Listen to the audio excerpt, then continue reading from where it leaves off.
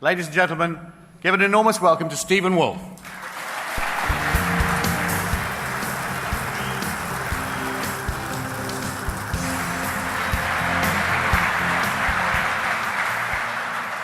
Thank you, Stephen. What a wonderful job you are doing here today by the very audience you see today. It is marvellous. And it is an immeasurable pleasure for me to return again to conference to see so many of you here. Year on year, we are growing because people in this audience are tired of seeing their families and their lives ruined by the politicians in Parliament who are ignoring them. They know that by coming here and joining UKIP, you have committed yourselves to the honourable task of preserving democracy and sovereignty in this nation, something that people have died for in generations so that we can be here free.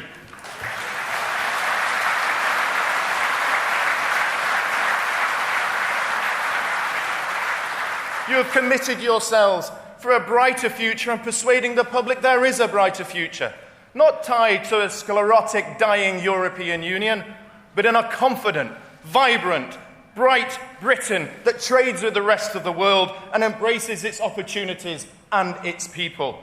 Thank you for being part of the People's Army.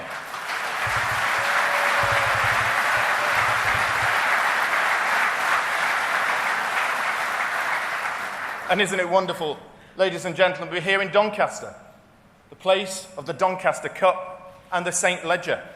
But I hear, in the rumours out there, that they're thinking of a new cup, the Party Leaders' Cup, to be placed around the European Union each year. Initially, it was supposed to be a 3-horse race, but an amazing thoroughbred, trained by Team UKIP, somehow managed to force its way in.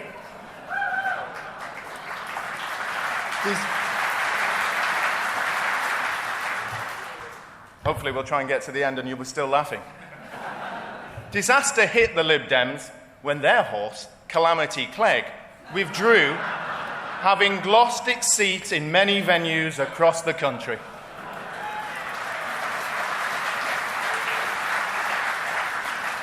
And Mr. Ed Miliband, or Mr. Ed to his friends,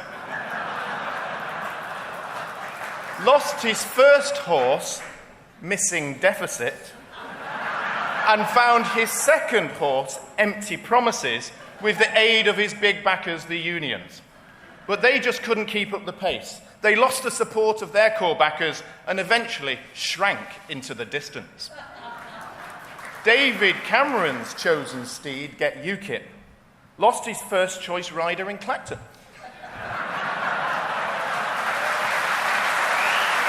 I think he's here somewhere.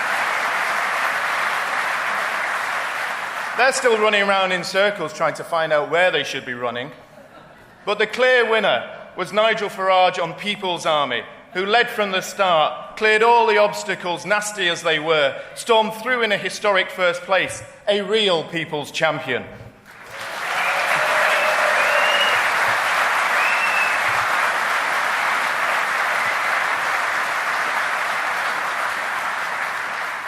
But ladies and gentlemen, we gather here today not only because we know who we are and what we believe, nor because we know that the other parties are letting people down and leaving them behind, but because we're conscious that there is a powerful desire for change sweeping the nation.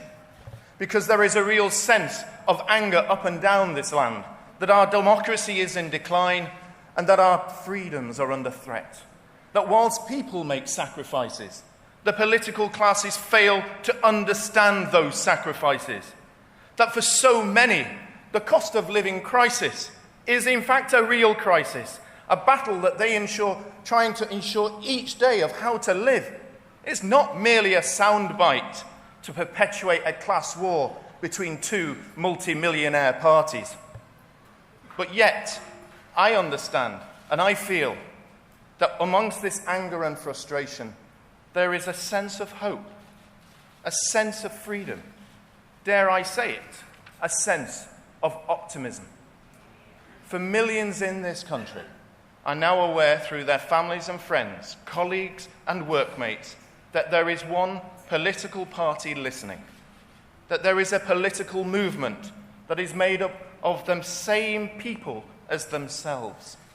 That it represents people from every background, from landscape gardener to landed gentry, from every part of this country, whether it's Western Wales to Eastern Anglia. And that is our United Kingdom Independence Party.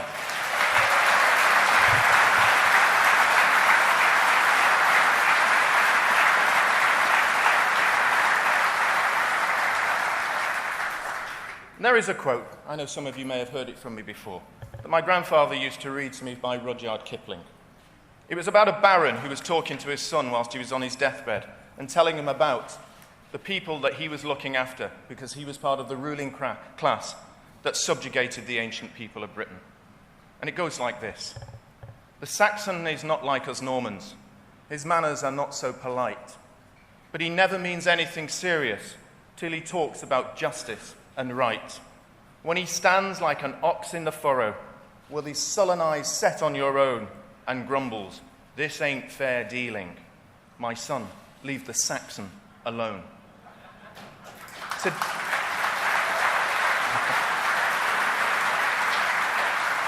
I got that same feeling every time he mentioned it to me. But today, in our great kingdom, the United Kingdom, it is no longer an island made up of Anglo-Saxons and Normans. It's a melting pot of 1,000 vibrant voices, of indigenous whites and indigenous blacks, of mixed races and mixed families, of Christians and Jews, of Hindus and Muslims, of secular and atheist. It is the most diverse, tolerant and modern nation on the planet, and UKIP embraces that.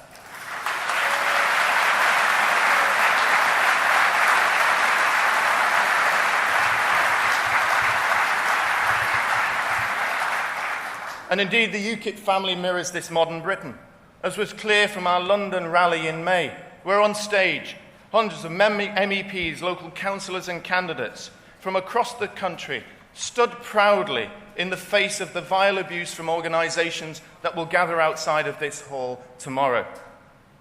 There, our stunning Pauline McQueen, who faced down taunts that she was a racist, reminded them that she was a black Jew and 60 years of age, knew what racism really was. There was Surinder Durok, who despite being a proud British Asian, was called scum. I myself was called a coconut and a fake black, and actually that was amongst the nicest things they said about me. Winston, Amjad, Anish, Jihad, Solomon, George Constantinidis, Raz Chandran, many people that you see in this hall who come from Britain, India, Pakistan, Italy, and Poland, all have a common denominator. And the common denominator is they are proud to be British. They are proud to be UKIP, and I am proud of them.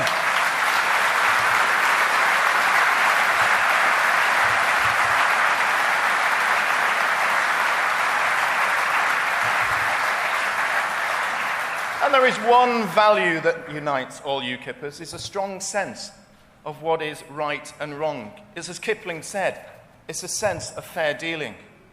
And yet our governments and institutions have become so arrogant and indifferent to the day-to-day concerns of the people that they have lost this sense of what is right and what is wrong. Instead, as we've heard today, they arm themselves with a cultural intolerance that creates fear in decent people from discussing issues that matter to them, issues like immigration. If a voice was raised, cultural intolerance closed it down and debate was stopped for fear of being called racist.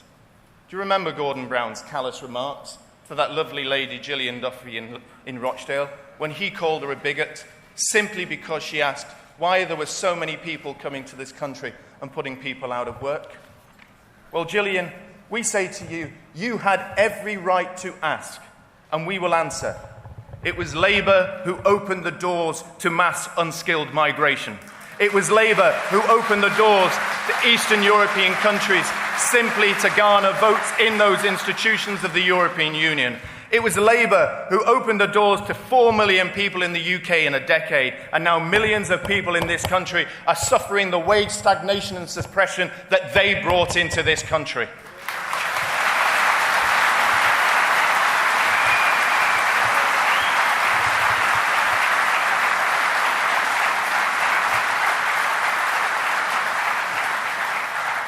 Mass, unskilled, uncontrolled migration lowers wages.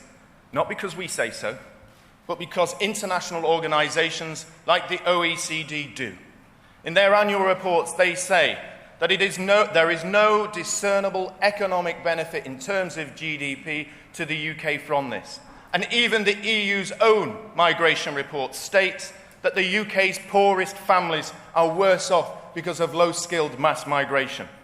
And despite the evidence of the economists, and despite the evidence of our own people, the political classes continue to nurture their intolerant political climate. And you can see this, can you not? By those people who support them and actually speak for them.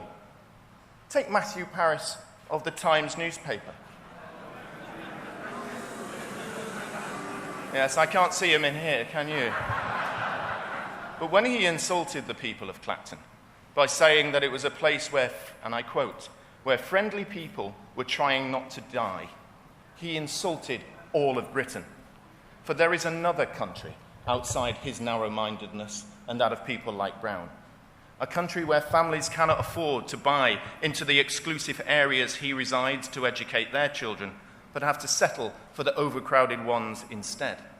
There is a country where your company doesn't pay Harley Street doctors to see you at an instance, but one where you have to hope to see a doctor at all.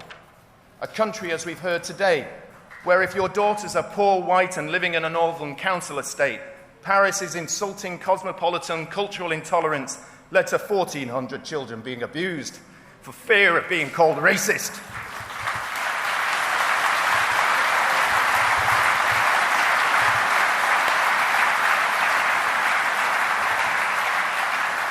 I'm sorry, I have a 17-month-old daughter, so I know what those parents must be feeling.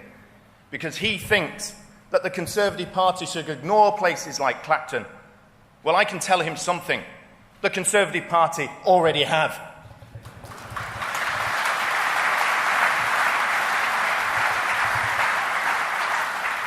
But whilst we cannot ignore or be indifferent to the difficulties of uncontrolled migration causes to the poor of our own people, we cannot be indifferent to the problems mass emigration of skilled people from less developed countries causes to their own. But it is at home we must secure first. The present government's failures to do this is well documented. We only have to look at the border in Calais and understand how many illegal migrants are coming across those borders every day. And we're also aware of the coalition's incompetence, as it was shown in the failed UK border system, that couldn't cope with simply separating and monitoring how many British people were coming in and how many EU citizens were coming in, and led us to pay £250 million in compensation to the American company that failed to achieve it. If the government can find the technology to listen to all our phone calls, it must be technically possible to know who's coming into this country or not.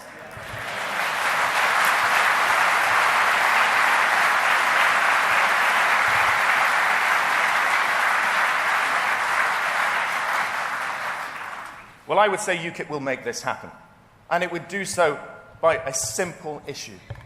We will introduce priority entry points at all UK borders. That's right. One line for British passport holders and one line for the rest of the world.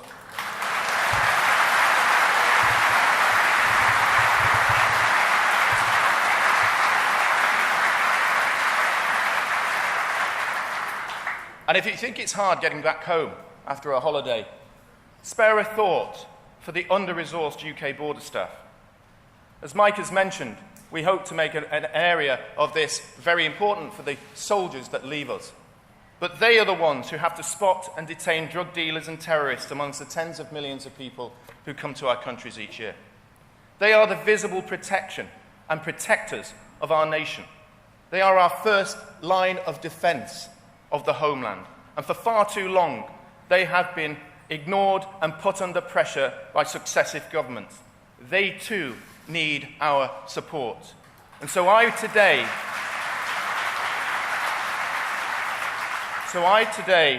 will announce that in UKIP's general election manifesto, we will include a provision to increase frontline staff and search teams at UK border entry points by an extra 2,500.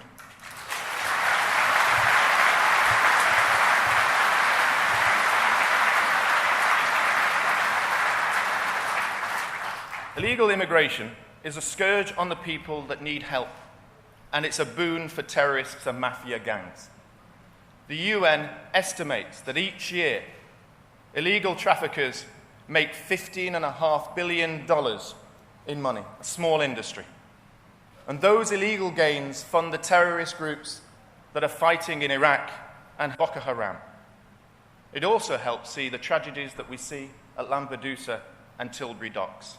And I say, this can no longer go on. So today I can announce that UKIP will support the measures to abolish the provisions of the Dublin Treaty that says that we cannot choose to identify the country an illegal migrant comes from if they do not have any identifying documents. We will send you back.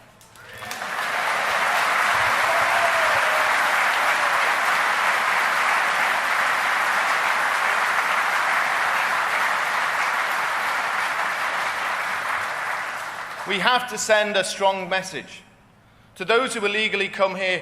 Yes, we understand why you want to, but there are different ways, through trade, not aid. And we must also send a message to those illegal traffickers that Britain is no longer a soft touch, and we will crack down on your evil business.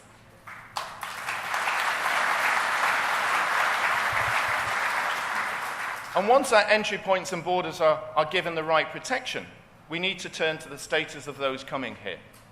Tourists, qualified workers, and those given permanent right to reside. And like those who blindly support the current immigration system, we have a very simple premise. We want an ethical migration policy. Firstly, we believe that people from whichever country you come from should be treated equally if they wish to work and live here. Secondly, we believe that non-Europeans should receive the same treatment as Europeans. We believe that an appropriately qualified Indian doctor should have the right to apply to work here equally as an appropriately qualified German doctor.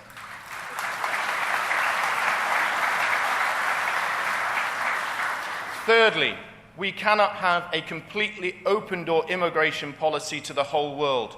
We need to have a selective and skills-based policy that balances the needs of economic growth and community cohesion. And so, within the points-based system, we will commit to bringing UK net employment migration down to 50,000 a year.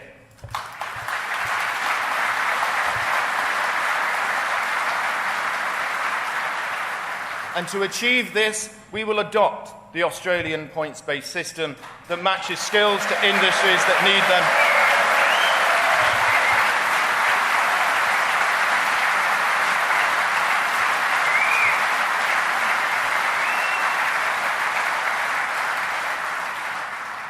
So to achieve that, we will need to make sure that we can match jobs to the industries that need them, but permit integration and settlement without overcrowding.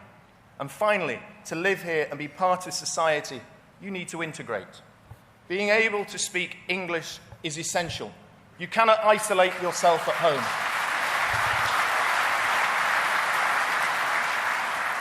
Therefore, in order to gain permanent rights of residence in the UKIP will raise the language skills test a further notch before you can be granted permanent rights of residence wherever you come from.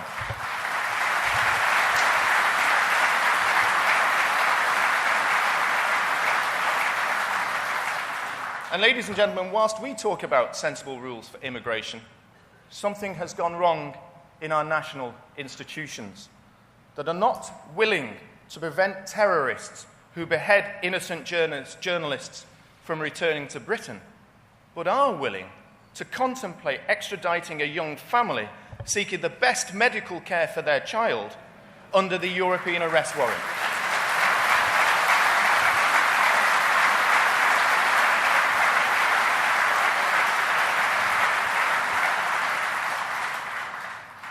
well, UKIP will remove the passports of any person who has gone to fight for a terrorist organisation.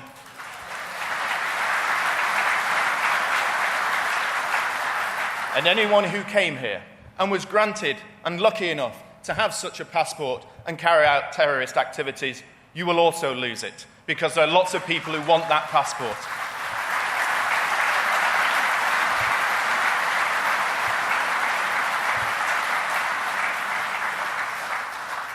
We must also seek to help those in other countries to prosper and grow their economies through friendship, highly targeted aid, and free trade. We must enter into free trade arrangements with countries in Africa and Asia and any other nation that wants to do so, even if the EU doesn't want us to or won't let us.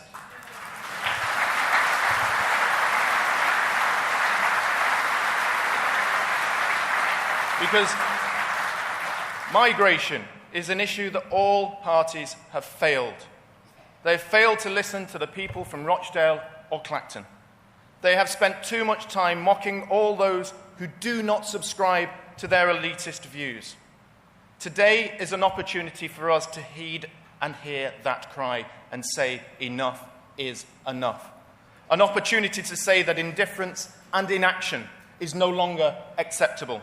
An opportunity for UKIP to set the tone of the debate on migration, one which establishes the principles of fairness, equality, and common sense at its heart, to create an ethical migration policy which establishes itself as a shining example of how we can live together as a proud people in a proud Britain. And that is what UKIP stands for.